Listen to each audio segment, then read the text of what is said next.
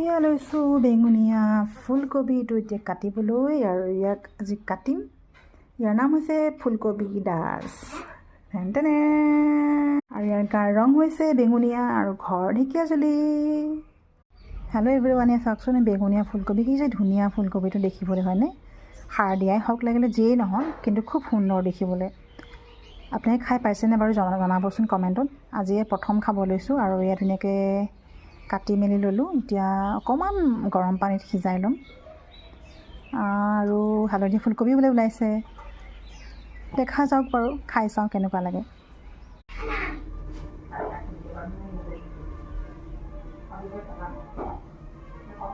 এয়া কেৰাহীত বহাই দিছোঁ বেঙুনীয়া ফুলকবি। হালধি দিয়া নাই বাৰু, দিম এতিয়া। খাই পেলাই জনাম দেই আপোনাক কেনেকুৱা লাগিলে।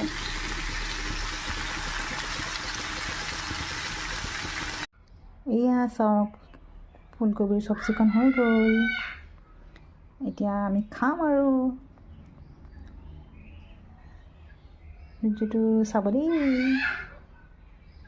হেল্ল' গাইজ, এসব বেঙুনীয়া ফুলকবি আৰু এয়া শাকৰ তৰকাৰী। কি শাক কৈ দিয়া?